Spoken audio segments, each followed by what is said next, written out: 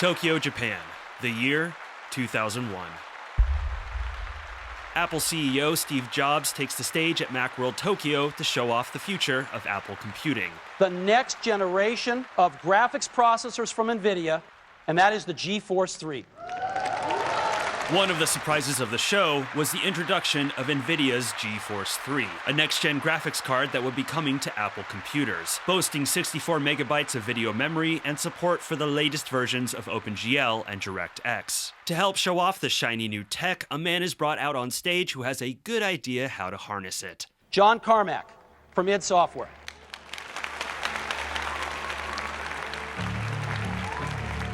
What I've got here is a demonstration of our new in-development gaming engine. Everything is being done real time.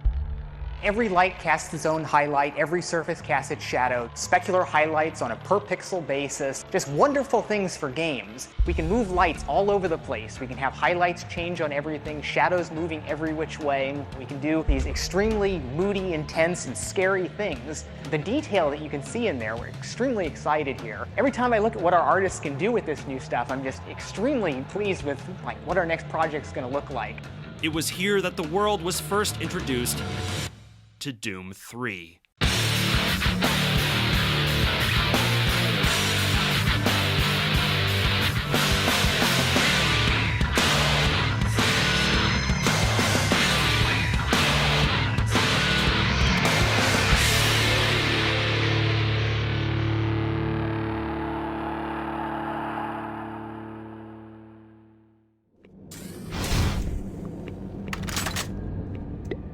DooM 3 is a fascinating game. Developed by id Software and released in North America on August 3rd, 2004, to say the game's release was special is an understatement. Not only was it the long-awaited sequel in the franchise that popularized first-person shooters, it was a showcase for state-of-the-art graphics technology in gaming, representing a massive technical leap in the medium. And while the game released to a positive critical reception and high sales, since then it has gained a reputation for easily being the most polarizing entry in the franchise, eliciting many debates and hot takes within its fan base. Why? Well, while DooM 3 built upon its predecessors and other id titles that led up to it, it took a different approach and introduced some aspects that were novel to the Doom formula.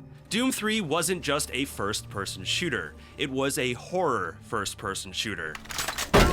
That prefix may seem minor, but if it's one thing to keep in mind through this video, it's that in DooM 3, the horror comes first. In this video, we'll be diving deep into this divisive entry, discussing its history, the choices that went into it, along with my thoughts and opinions on the experience today and how it holds up. There's a lot that can be discussed with DooM 3. Admittedly, this video will not go into every aspect, but I am confident it will shed a lot of light on this fascinating and spooky sequel/remake. And so with that, the best place to start is at the beginning.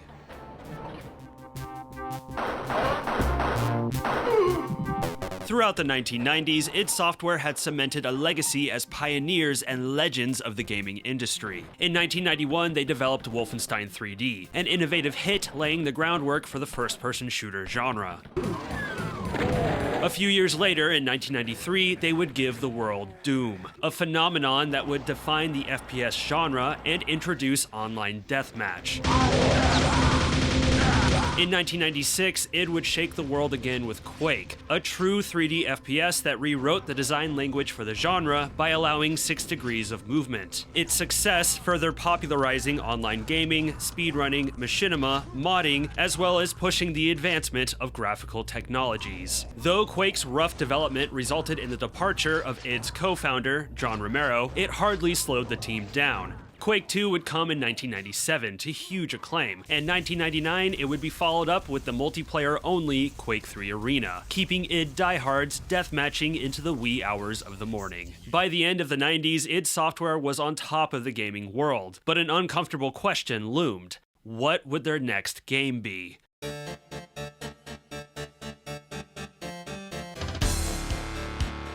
During the development of Quake 3's expansion, Quake 3 Team Arena, the team pondered and debated this question. Most of id's existence had been dedicated to single-player and multiplayer shooters, and the team wanted to forge into new territory. John Carmack, id co-founder, CEO, and general programming superhuman responsible for the company's popular game engines, was eager to leap into the future. Inspired by the persistent worlds of MMORPGs like EverQuest, he felt they shouldn't create a new game, but rather an online infrastructure that a new game could be a part of, a sort of metaverse, a concept he had been passionate about ever since he had gotten into programming. The team wasn't enthused. "We make games. We're a games company," they would argue. id would eventually settle on an idea that was something wholly new for them, a multiplayer role-playing game called Quest. The id team was excited for the new project, but Carmack didn't love it, feeling the game's concept was shaky. Around this time, id was working with developer Grey Matter on a sequel to Wolfenstein 3D, Return to Castle Wolfenstein, using the same tech that powered Quake 3. id Tech 3. Seeing the enthusiastic fan response to the game, the id team found themselves reinvigorated with single-player shooters, and the idea began to bounce around the office amongst its employees. What if we made a new DooM game? Not a sequel, but a remake of the original, taking advantage of state-of-the-art graphics technology. Much of the newer id staff were hyped on this, having joined the company because of their love of DooM. The idea was a dream come true. But for id's senior management, the old guard who had been there since the beginning, Adrian Carmack and Kevin Cloud, they hated the idea. Why would they dedicate years of their lives to something they had already done? They didn't want to make a rehash. They wanted to push forward and come up with new concepts. They shot the idea down against the wishes of their employees and forged ahead with Quest. Carmack wasn't in love with the idea of doing another DooM either, but he certainly had no desire to continue making Quest, and the more and more he thought about it, the more and more he liked the idea of showing off his next-gen id Tech engine with a new DooM title. In the end, Carmack would make a decision and flex his CEO powers. "We make DooM, or I quit." Quest was cancelled and the DooM remake was a go, later renamed DooM 3. Despite being a remake, the number was added for marketing purposes and to distinguish it in the series. Following completion of Quake 3 Team Arena, DooM 3 would immediately go into full production, with a team of about 20 people, and Carmack would begin work on his new engine, the successor to id Tech 3. id Tech 4 was initially meant as an update for id Tech 3, a complete rewrite of its renderer, but a decision to switch its programming language from C to C++ required a complete rewrite of the engine, and so id Tech 4, the DooM 3 engine, came to be. id Tech 4 would make waves for featuring per-pixel dynamic lighting, making for realistic light and shadows not possible in previous id Tech engines. It was unlike anything seen in gaming before. It would also feature normal mapping and specular highlights, and a new skeletal animation system. Despite id going back to the game that made them famous, DooM 3 wouldn't necessarily be the rehash its old guard feared it would be. The lighting capabilities of Carmack's new engine would inspire new concepts in the DooM formula, concepts that would set it apart from other games in the series, for better and worse. And the FPS genre around this time, the genre id helped create, would also have a big influence on what DooM 3 would become.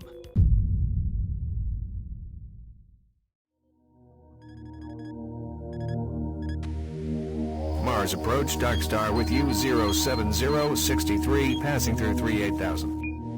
Unlike its predecessors, DooM 3 does not begin with a bang, but rather computer screens, informational videos, and anxiety. Our hero, the Marine, steps off his transport ship into the eerie Mars city. No demons to fight, not even a weapon in hand. It's simply the first day on the job, and you're late for orientation. Welcome to the Black Mesa Transit System. This automated train is provided for the security and convenience of the Black Mesa Research Facility personnel. The late 90s and early 2000s saw a wave of story-driven first-person shooters hit the market. While still featuring blazing speed and gun-toting action, these titles began to shift the genre away from its classic arcade-inspired stylings to focus on narrative, world-building, and immersion. 1998's Half-Life famously opened with its protagonist showing up to a regular day of work, with employees hanging around, engaging in some small talk, taking their lunch breaks, and dealing with the frustrations of the day. It was unique for its time and made players feel like they were stepping into a living world, rather than an obstacle course. And because of Half-Life's overwhelming critical and sales success, competing FPS games were happy to borrow its stylings. DooM 3 was no different.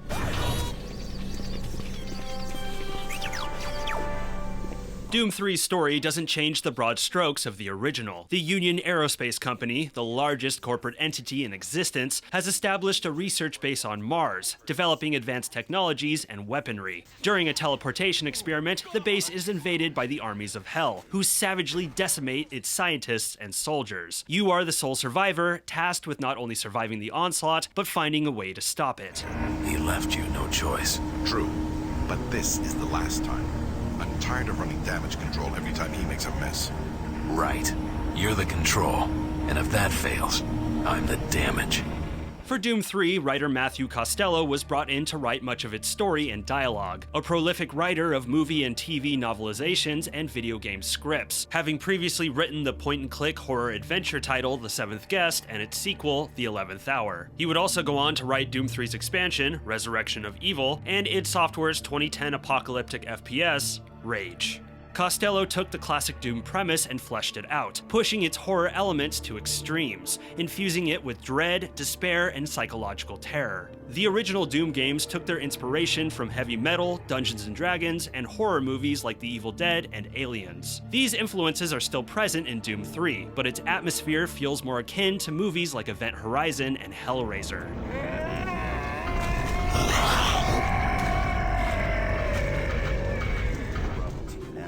Super Turbo Turkey Puncher 3.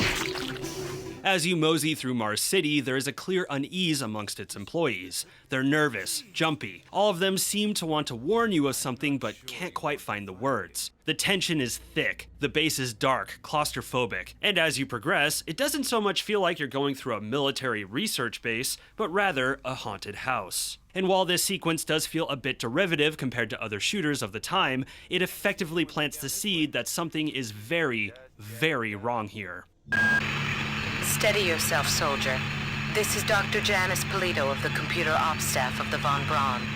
You're safe for the time being. Along with titles like Half-Life, another major influence on Doom 3 was 1999's System Shock 2, the sequel to Looking Glass's influential 1994 classic. Similar to Doom 3, the player is trapped on a spaceship, the Von Braun, whose crew was wiped out by an invading force. I think it's safe to say that the atmosphere and visuals of the Mars base borrows from System Shock 2's Von Braun. However, it's in the storytelling that id took the most from. You covered the tracks really well. I just happened to notice some log anomalies, or it would still be going on. The intrusion came on an encrypted carrier signal from the Delta complex. Like in System Shock, throughout the game, the player can collect audio logs from the deceased employees, shedding light on the incidents plaguing the base pre-Hell invasion. You can access these audio recordings along with email chains through Doom 3's PDA, a new feature for the series. While the PDA specifically would not return in future games, the functionality of it would remain. Doom 2016 and Eternal would feature the Codex, that also served to convey the narrative and educate players on Doom lore. Took your sweet time, Marine? Now, here's the situation. In the opening, we're introduced to supporting characters like Sergeant Kelly, who gives the player their orders throughout the game, along with Counselor Swan, one of the members of the UAC Board of Directors. Swan has come to investigate what's been going on at the base, suspicious of one of its lead scientists, Dr. Betruger. Just stay out of my way. Amazing things will happen here soon. You just wait.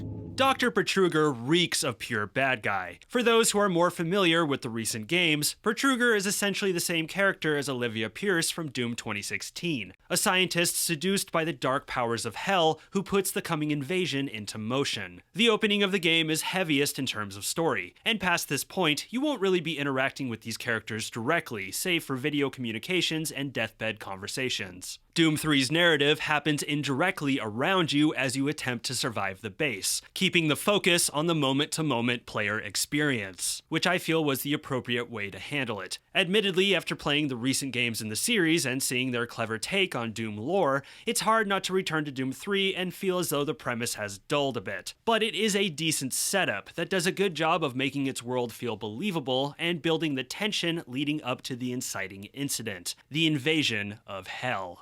I'm gonna need you to grab some armor and secure your pistol before I can pass you through security. After receiving your orders and getting your hands on a weapon, you make your way through the spooky Mars City underground to find a missing scientist. Upon finding them, they're clearly distressed, uttering one of the best lines in all of the Doom franchise. The devil is real. I know. I built his cage. I'm getting abnormal readings here. And then the fun begins.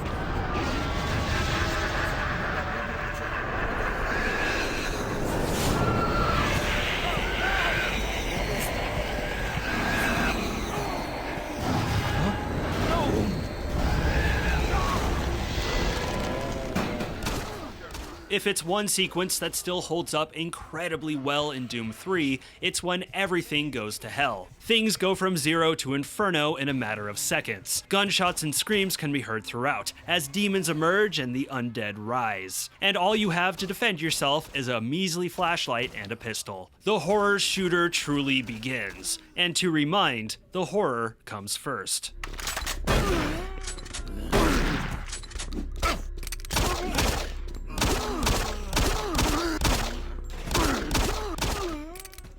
The core of what makes Doom 3 so divisive was id's choice to mix survival horror sensibilities with first-person shooter gameplay. Oh, crap.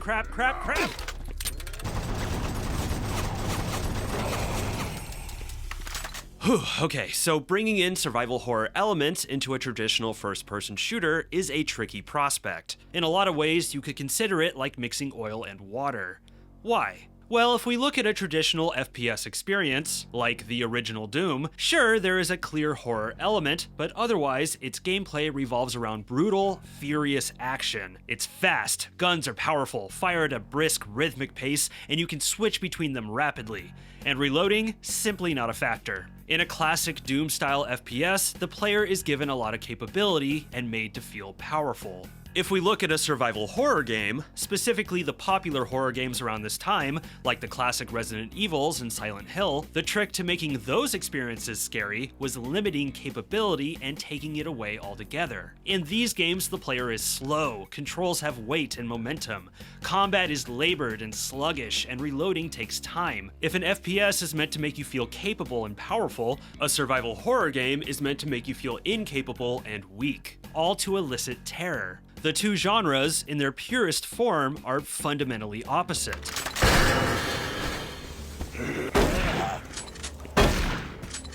id would not settle on making Doom 3 scary just by putting scary graphics in it. They wanted the game feel to be one of the main drivers of the scares, much like in a survival horror title. In Doom 3, your character is slower. He can sprint, but it's limited by a stamina gauge. A far cry from tapping caps lock in Doom Classic and sprinting to your heart's content. And it's harder to dodge and juke past enemies, which pushes players to keep their distance. There's reloading now, and reload animations are elaborate and on the slow side, naturally leading to panic moments when a monster is encroaching and you're begging for that clip to slide in faster.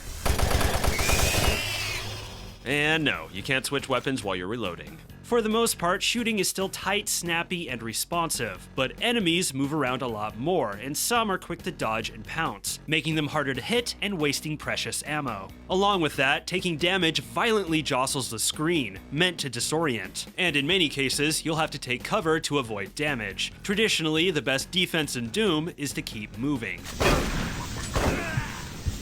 And of course, the flashlight, a necessity in the pitch-black corridors of the Mars base that can't be equipped at the same time as your weapon, leading to moments where enemies surprise you in the dark and you scramble to switch back to your weapon.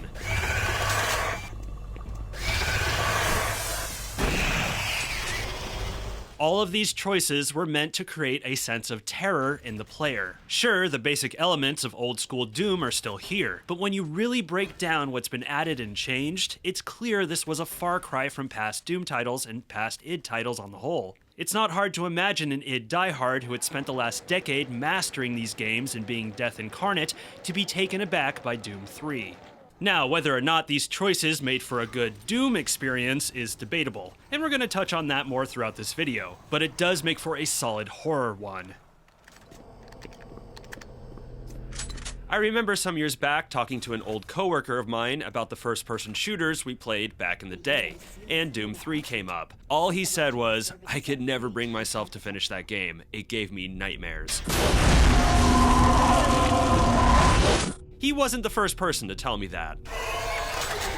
When it was released, Doom 3 was overwhelmingly scary. Just about every aspect of its design is tailored to make you feel unsafe.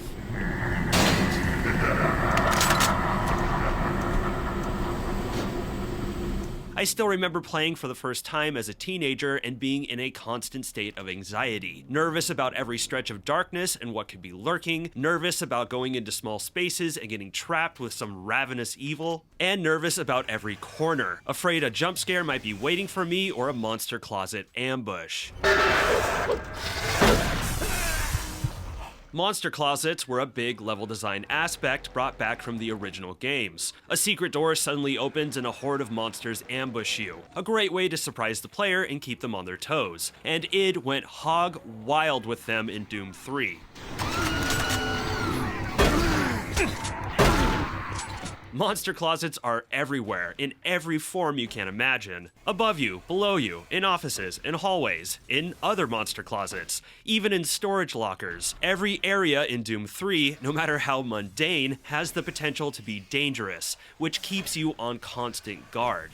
Do they make sense? Not one bit, but they do keep things exciting.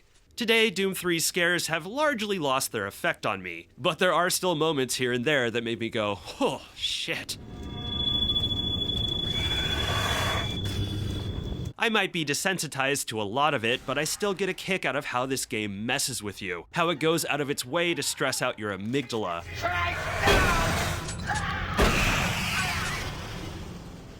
Indeed, game feel was a big aspect in the frights, but as I'm sure you can tell, the visuals and audio were huge contributors too.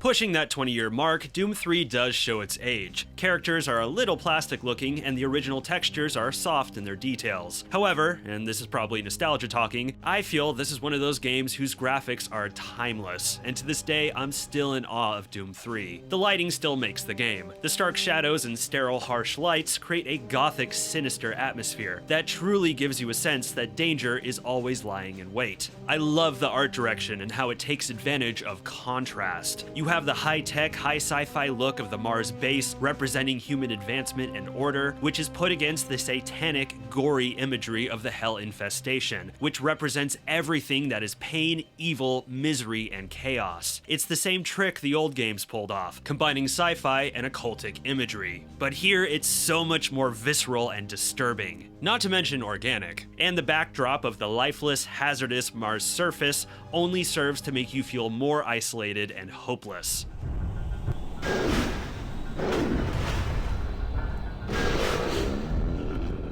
Something that still tickles me about Doom 3 is how it redesigned and updated the demon roster. Modernizing these legendary sprites was no small feat, and I think id did a beautiful job. Some designs stick close to the original. The Mancubus, Revenants, and Archviles, for instance, are faithful, save for a few new aspects in their designs, like the Revenant's translucent skin and Vile's bulbous, bloodied hands. Whereas the Imp, which was a brutish, intimidating figure in the original games, takes on a more insect appearance. His stature is still muscular and imposing, but now his skin is gray, the spikes now formed into a rigid exoskeleton. The Hell Knight is another notable one. The original design resembles a classic Minotaur. Here it looks like a mutilated Minotaur, its horns and facial features removed, resulting in a more alien look. An interesting thing though is that of all of Doom 3's designs, the Hell Knights was the only one carried over into future titles. Doom 2016 basically recycled the design with a few alterations.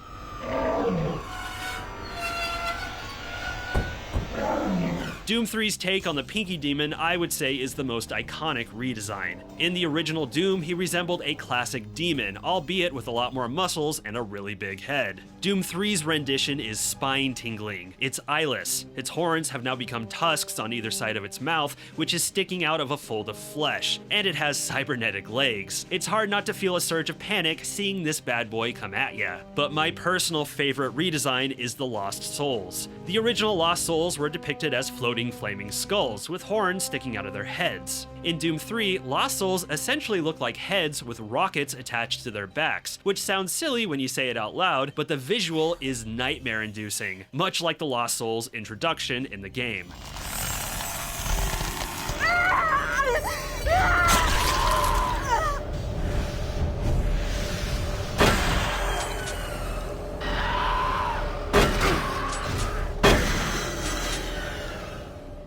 Doom 3's new enemies were also sure to make you lose sleep. The new pest enemy, the Trites, are upside-down heads with spider legs coming out of them. A clever and unnerving design that feels like a callback to a similar creature in John Carpenter's The Thing. Cherubs are easily the most disturbing, resembling infants with insect wings and crab claws.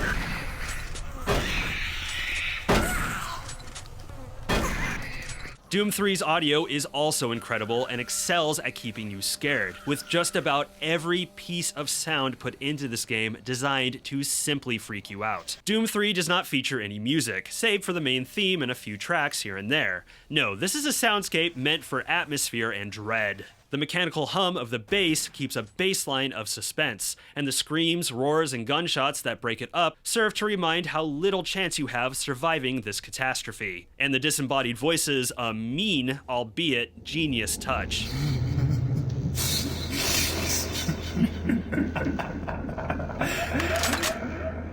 One of the more disturbing sound effects is your Marine gasping for air whenever you step out into the Martian surface, which always spikes my anxiety no matter how safe I am.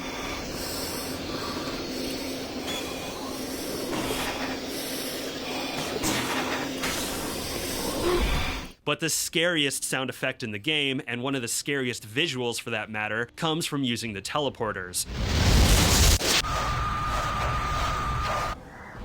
What the hell was that? I feel like I just got violated. Now, a good bit of Doom 3 trivia that is also maddening is that 9 Inch Nails frontman, Trent Reznor, was originally set to compose the game's music and design its sound effects. A no-brainer for id, as Reznor previously collaborated with them to compose Quake's soundtrack, which today is still highly regarded by fans. Reznor went as far as to design some of the initial sound effects, which were featured in Doom 3's early alpha builds.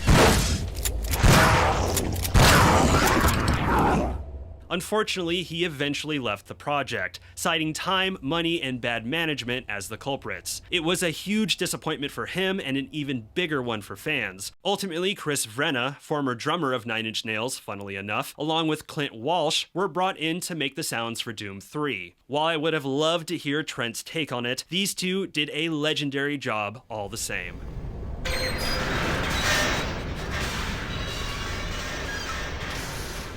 Doom 3's hard lean into horror-driven gameplay was a departure for the series, and not everyone was happy about it. Over the years, its biggest detractors would blame these elements for straying Doom 3 too far from its predecessors. To many, it wasn't Doom anymore. It was too much of a survival horror game now. It's a criticism I don't totally agree with. What I found playing Doom 3 is that while it does indeed begin as a slower, methodical horror experience, over the course of the game it actually evolves into more of an action-intensive one. It gradually heats up to become the brutal, furious Doom we're all familiar with. And what marks this gradual rise in temperature are the weapons you pick up and when. The first act of Doom 3 is defined by 3 weapons: the pistol, the shotgun, and the newcomer machine gun. The Doom 3 incarnation of the pistol in broad strokes stays true to the original design, now sporting a more rounded sci-fi look, inspired by Deckard's pistol from the Blade Runner films. The pistol has always been the weakest firearm in Doom, and that's unchanged in Doom 3. It's really meant to be a last resort, and for most players it will go largely ignored, save for cleaning up some pesky zombies or taking out some pests. It is one of the more accurate weapons in the game, and unlike past games, does not share its ammo pool with the chain gun, so there is that.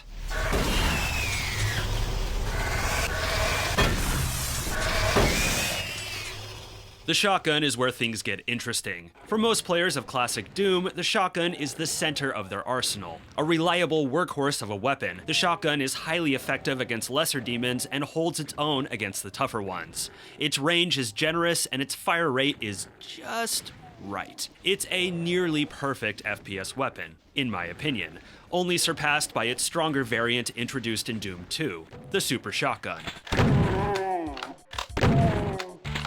Doom 3's shotgun, in comparison, is a letdown. The range is the first thing that will jump out to a longtime player. Where before the shotgun could flatten demons at a distance, in Doom 3, at even a few feet away, the shotgun is not terribly effective. To get the most out of it, the player has to get close and comfy with the demons.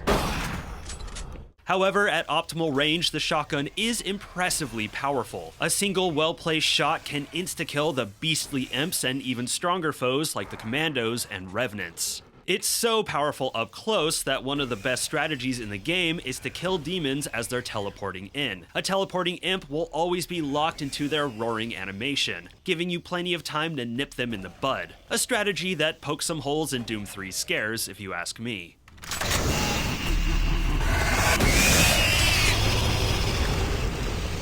Beyond that though, the fire rate is slower, and it doesn't really have that satisfying oomph of the previous versions. Mushy is the word that comes to mind when I think of how this weapon fires. If the classic Doom shotgun was sharp and surgical, Doom 3's is dull and inconsistent. One would argue the shotgun is only as valuable as the player's skill, and truthfully, when the shotgun is at its best is when the player can anticipate enemy movement patterns, swerving in and out and around to land a shotgun kill shot.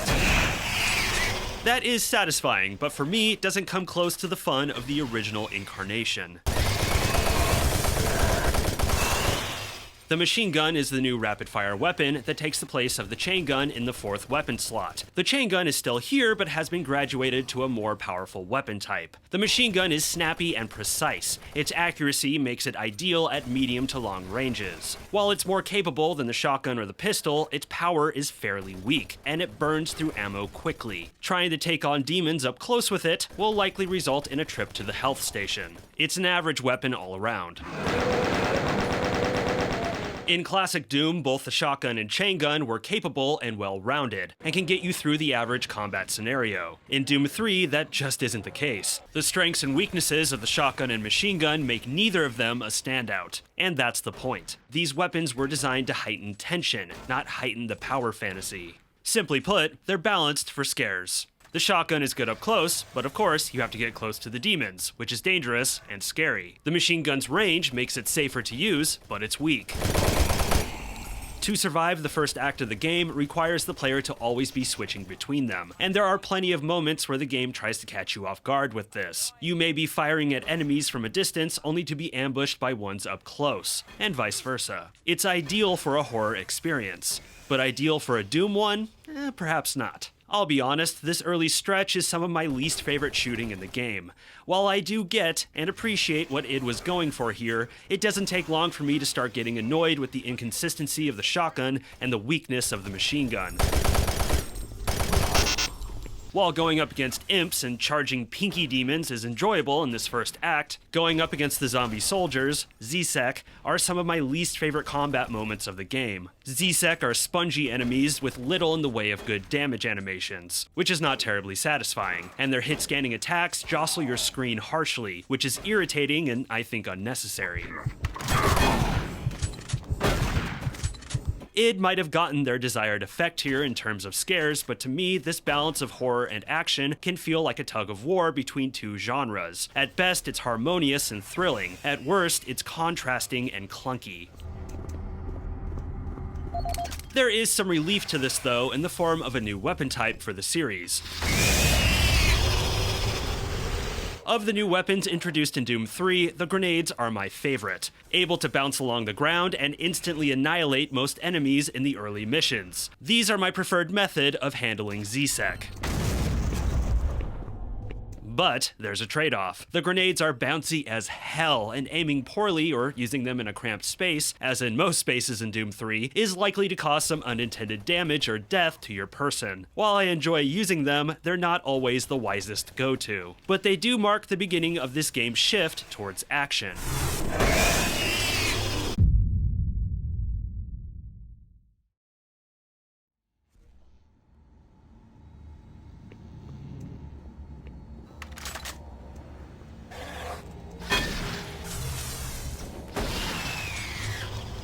There is a clear point in Doom 3 when the game begins to morph from first-person survival horror to more of a proper first-person shooter, and it comes with the introduction of two beloved weapons, the plasma gun and the chain gun. While the shotgun and machine gun have big swings in their strengths and weaknesses, the plasma gun and chain gun are well-rounded, jack-of-all-trades weapons, whose drawbacks are minor in the grand scheme of things. The plasma gun is practically unchanged compared to its previous forms. It's accurate at medium to long ranges, has a high rate of fire, and is powerful. It can also easily deflect enemy projectiles, like an Imp's fireball or Cacademon's lightning orb. The downside is that while the plasma gun has a high rate of fire, its projectiles are on the slow side, requiring a little more skill out of the player to make them connect at longer ranges. Not to mention some of the demon types can easily sidestep them. But otherwise, it's a beast.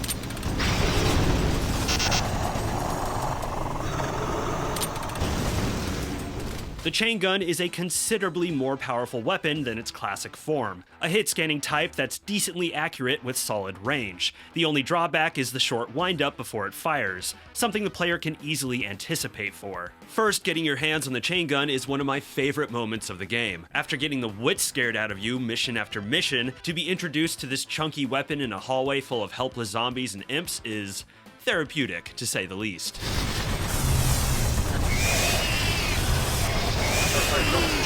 And from this point on, these two weapons will be the center of most combat encounters. Not to mention, they're a joy to fire. With the introduction of these weapons comes the shift to a more brisk, action-heavy design. I'd say from Mission 12 onwards is when this shift is at its peak. Demons ambush you in bigger numbers, and there are more varied combinations of them. Where the first act was a series of claustrophobic mazes meant for a steadier, more exploratory pace, the levels of the second act lend themselves to a brisker flow, with larger rooms for larger firefights. And visually, they sport more of an industrial design, dirty and gritty, the antithesis of the more futuristic labs and offices of the first act, hearkening more to the visuals of the first two games, right down to the green toxic waste and hexagon floor patterns.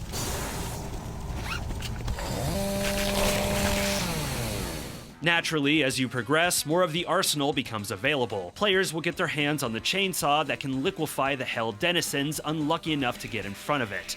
A guilty pleasure of mine.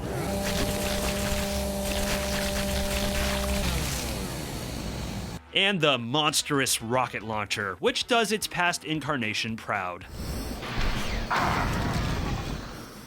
This stretch for me is when Doom 3 comes alive. This is when Doom 3 starts feeling like Doom. And while I know I've been comparing the first act unfavorably to this one, to be fair, what makes this shift more impactful and fun is the fact that it comes on gradually. However, that genre tug-of-war I referred to earlier, it never fully subsides, and what holds Doom 3 back in the later missions are some of the horror elements that made it novel in the early ones. I suppose this is a good time to finally talk about that flashlight. Among Doom 3's most contentious aspects among fans and critics is the flashlight. As I mentioned earlier, the thing with the flashlight is that you can't have it and a weapon equipped at the same time, a choice meant purely to keep the player tense and cause some terror.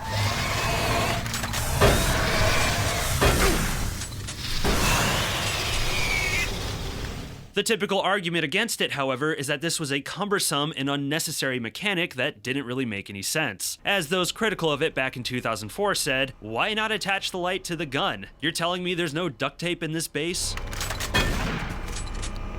Seeing it in action, the flashlight does seem like an unusual addition to the Doom formula. But in truth, using light and shadow to create scares is nothing new for the series. The first game alone is chock full of areas with low visibility, with flashing, strobing lights to throw off your aim and straight-up pitch-black rooms where enemies are either seen by their silhouettes or muzzle flashes. id not only developed this aspect further for Doom 3, they made a mechanic out of it. The effect of the flashlight is extremely well done. It remains a great showcase for this engine's lighting, and the visual of it is still unsettling. While id's concept of creating terror through switching between flashlight and gun was easy to poke holes in, what I think sold it to players was the visual spectacle of it. It looked incredible, and it was terrifying, and it was something that made Doom 3 unique compared to other first-person shooters. But of course, not everyone was on board. One of the earliest fan-made mods for Doom 3 was the duct tape mod, which, as the name implies, attaches the flashlight to your weapon. For anybody who took issue with the flashlight, this was the perfect fix, and the duct tape mod has remained a staple in Doom 3's community since. I do understand and respect what id was going for with this flashlight, but if I had to be honest, I've never cared that much for it. For me in the beginning, I appreciate the sense of fear it genuinely does create, but over the course of the game, it just gets old for me. Especially when you hit the later missions and the action and pace of the game really start to ramp up, and the scares start to bring diminished returns. I know I'm gonna sound like the cliche here, but I do think it unnecessarily slows down the pace of the game, and in general, it just feels like this extra step I have to keep doing when all I want to do is splatter demons on my left and right. Overall, I think the flashlight was a worthy gameplay experiment that just doesn't really hold up through the whole game. Then again, I don't know if bolting a searchlight on your shoulder is a better option. More on that later. Mission 15 begins one of the most intensive stretches of the game, the Delta Labs. Here, it brings the horror elements back to the forefront, and the opening levels of the Delta Labs are some of the spookiest parts of the whole game. Once again, beautifully building tension through sounds and visuals. But just because the scares are back doesn't mean the action has subsided. Hardly. The pace from here on is big ambushes and bigger boom moments in some of the creepiest environments in the whole game, with the climax reaching the portal that started it all, taking on 2 Hell Knights that emerge from it. A callback to the ending of Knee Deep in the Dead from the first game, which ends with a battle against 2 Barons of Hell. Defeating them brings the player to what I feel is Doom 3's best level.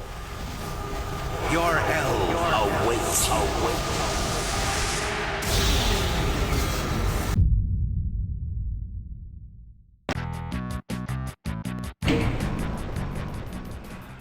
Hell levels in Doom are always a highlight for me, and a real treat of playing through the series is seeing the variety in its depiction. But Doom 3's depiction has always remained my favorite in the series.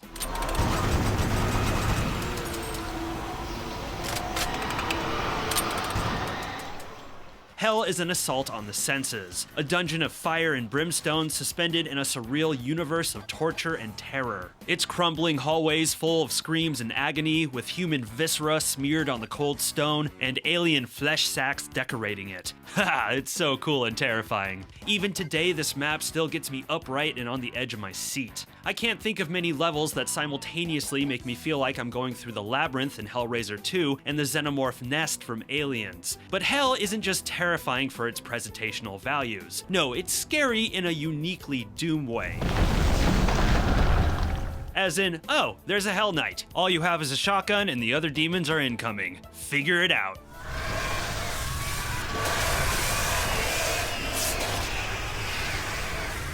While Hell is unlike anything in Doom 3, in truth, it's a total throwback level. In all of the missions of Doom, Hell comes the closest to feeling like old school Doom. For starters, only the weapons from the original game are here. There are no grenades, no machine gun. Your stamina is also unlimited. So unlimited, it's on fire, so you can run to your heart's content, just like in classic Doom. And there's no flashlight, which is awesome. Not because I don't have to go through the hassle of bringing it out, but because that pushed id to light this level so that players had enough visibility for combat, but could also still be scared. And because of that, we have some of the best creative and creepiest lighting in the game. To this day, whenever I think of this level, the first image that pops into my head are the shadows of iron bars against orange light on the surface of stone bricks. Oh, nostalgia. The design of the map too feels like old school Doom, a maze of twisting, looping corridors and sizable arenas. There are no puzzles, no computer screens, no NPCs, just pure, brutal, furious combat. Just pure Doom. And the only bummer is that you only get this one level. Sure, you return to Hell or a Hell-like area in the game's conclusion, but it doesn't compare to this treat of a mission.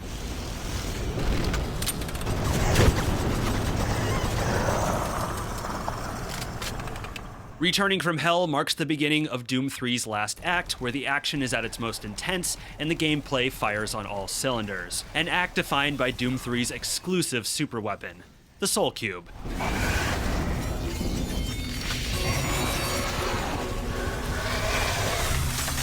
Taken from Hell upon defeating the Guardian boss, to use the cube requires killing 5 demons to charge it, and once it's ready to go, it lets you know.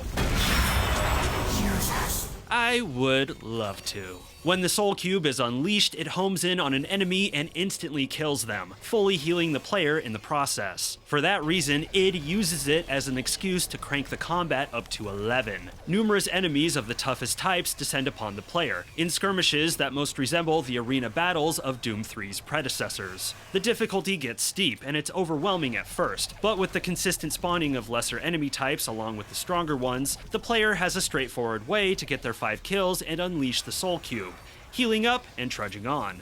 It's a push to make the player more offensive by rewarding them for it, and it has shades of what would become the glory kill system introduced in Doom 2016, where if enemies are weakened enough, the player can execute a grisly instant kill, rewarding them health and ammo, meant to always keep them on the offensive. And indeed, within the final section of the game, the interplay of going from main weapon to Soul Cube and chainsaw as well did somewhat remind me of the resource management combat of 2016, but Eternal more so.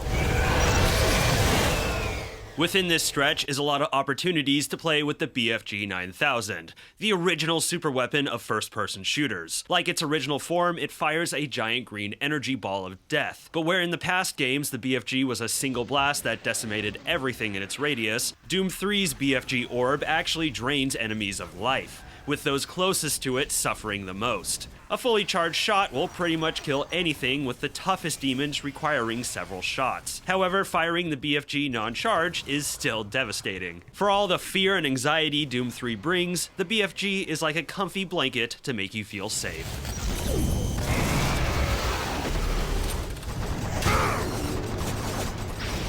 Unfortunately, this enjoyable last act of the game comes to an end with one of my least favorite parts of the whole experience, the final boss against the Cyber Demon. And I suppose this is a good time to go into my one last complaint of this game, the boss fights in general. All of Doom 3's boss fights are underwhelming. In general, I think they're cheap, underbaked, and easy. Now, to be clear, when I say boss fights, I don't include the introductory skirmishes against the high-level demons, like the Mancubus, Hell Knights, and Archviles. Those were fun. These, not so much. The Spider Lady, or Vagary, is the first and probably my least favorite of the bunch. Her main attack is to psychically hurl objects at you, and if you're unarmored, these will melt your health in half. You do get a little warning when they're incoming, but even sprinting, the Marine can barely dodge these. What worked for me was the plasma gun, which can stun lock her. Once I had that figured out, this cheap boss battle was fairly easy. Later on, you take on Sergeant Kelly, who has been morphed into a twisted tank beast. Kelly attacks you with the BFG, and those projectiles can hurt you anywhere on the map. You can go for safety behind these moving pylons, but they offer slim cover. The trick to it is to shoot the BFG orbs and explode them. Once again though, this is another fight where, once you figure out the trick, it's fairly basic and fairly easy, and not terribly interesting. The Guardian boss in Hell is the best of them, but still nothing to write home about. You have to kill all of its searchers while dodging its brutal attacks, and when you do, he pops out a giant orb that you can shoot to hurt him. Do this 3 times, and the boss fight is over.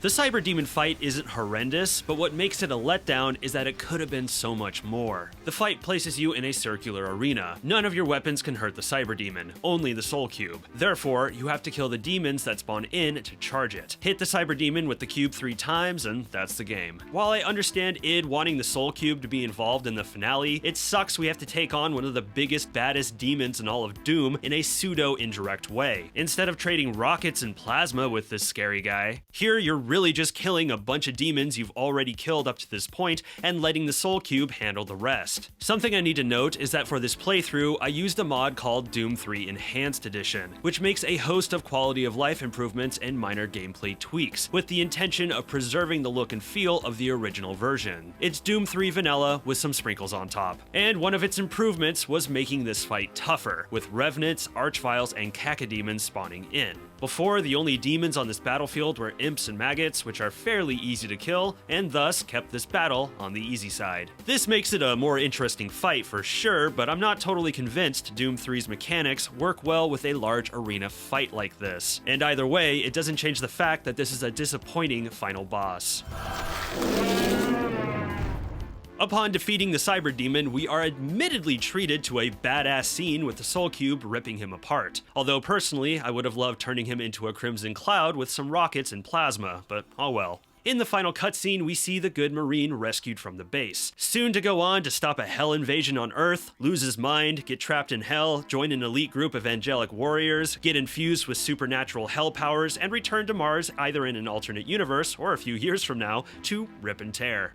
Nothing but happy times ahead for this guy. Past that, we get a cliffhanger with Dr. Petruger now transformed into a dick tongue for a giant skeleton dragon. An unfortunate thing as we never truly stopped the bad guy, but a good sign that there was more Doom 3 to come. The artifact is a gateway from hell, much like the one that Petruger opened with the teleporters in the Delta Labs.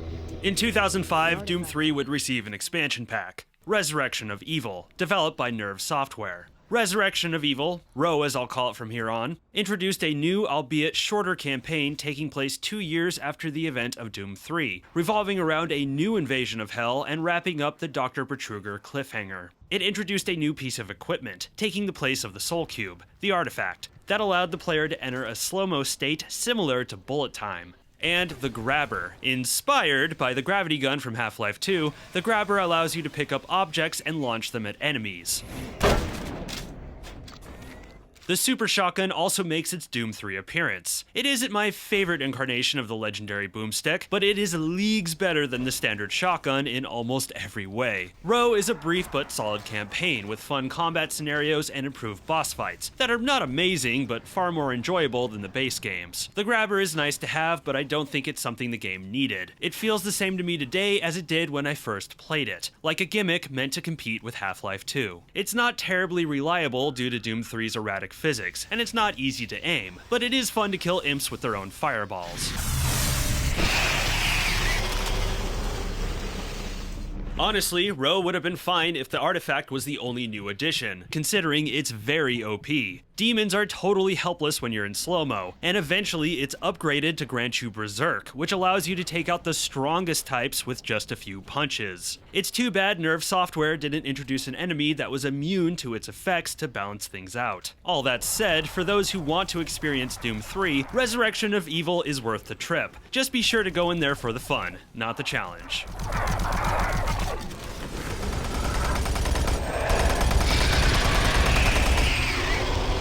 In 2012, 8 years after its original release, Doom 3 received a remaster in the form of Doom 3 BFG Edition, released for PC along with consoles, initially the PlayStation 3 and Xbox 360, with versions for the PlayStation 4, Xbox One, and Switch coming in 2019. The BFG Edition includes the base game along with the Resurrection of Evil expansion and a brand new campaign, The Lost Mission. Reviews for the BFG Edition were not glowing, and if you hunt through internet forums and comment sections, you will come across many a Doom fan critical of it. Indeed, the BFG Edition is not ideal, although personally I don't think it's terrible, simply because it's far from the worst remaster I've personally played.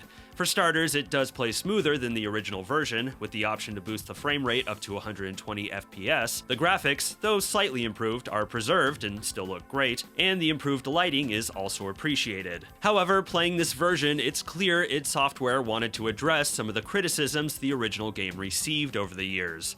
Which is fine. The problem was they overcorrected. BFG features an abundance of ammo, which makes the game way too easy, diminishing the slow build terror of the first act to make it more of the run and gun experience of the later ones.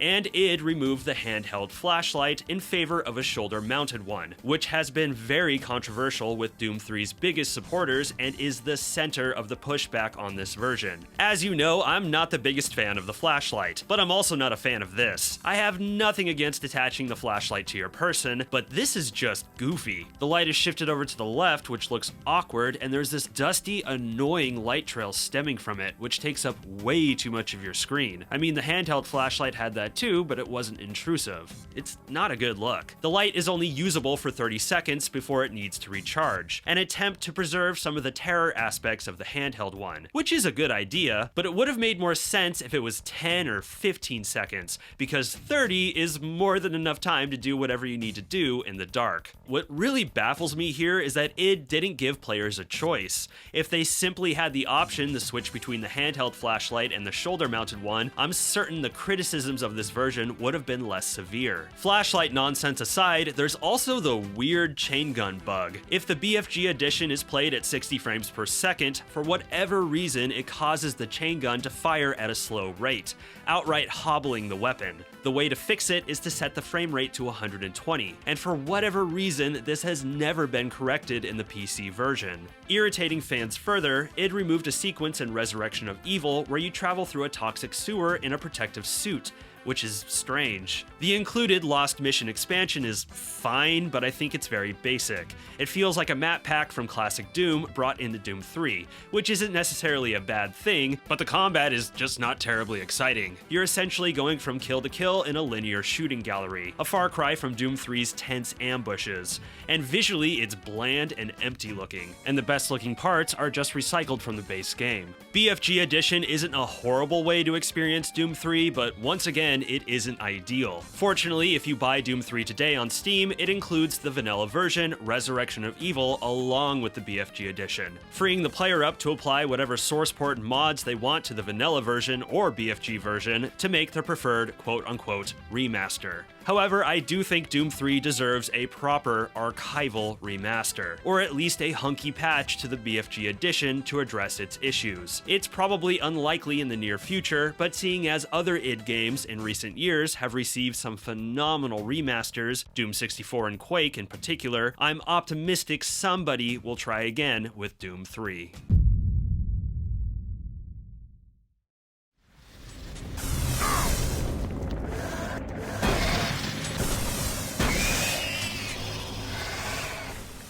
Doom 3 is not my favorite Doom game. Whenever I'm feeling the itch for some ultra-violent demon slaying, it is far from my first choice. But despite my criticisms, it is a title I enjoy returning to every few years or so, because its heavy lean into horror made it unlike anything in the franchise, unlike anything in first-person shooters for that matter. Putting the horror first made it an okay Doom game, but at the same time, it made it a solid horror experience, and that's a huge reason why its biggest fans still love it today. Its gradual build from methodical scares to heavy action terror makes for a captivating, nerve-wracking adventure, and despite its scares losing some of their edge since 2004, I think it's hard not to play this game today and not feel the terror the developer built into it. Doom 3 is a disappointment if compared to its predecessors and successors, but I do appreciate id taking the chance to experiment and push its franchise and medium forward into new territory. New territory with their innovative graphical tech, new territory in the gameplay fundamentals that made them famous. Doom 3 may not have been everything they wanted it to be. It may not have been everything the fans wanted it to be. But ultimately, I think it pushed the Doom franchise in the right direction. It showed id, and its future team members, where Doom could go and couldn't go. Doom 3 revealed the boundaries, but it also gave clues at the possibilities. And when we look at Doom 2016, much of it is an opposite reaction to Doom 3. Where Doom 3 was all about making players feel scared and weak, 2016 was all about making them feel like superhumans. Although, when we look at Doom 2016's art direction and how it immersed players in its spectacle, I would say it has the fingerprints of Doom 3 all over it. I don't want or expect the Doom franchise to return to this horror shooter style, but I think it would be interesting to see id return to that formula and iterate on it for a spiritual successor. Because if the old id team was able to scare us that deeply, I can't even imagine the nightmares the new guard could come up with. What are your thoughts on Doom 3? Be sure to let me know in the comments. If you dug the video, please be sure to subscribe, like, share, and smack that bell. If you want to come say hi, my Discord is linked below, along with my affiliate links. I'm Kirk, and thank you for watching this video. Stay safe out there.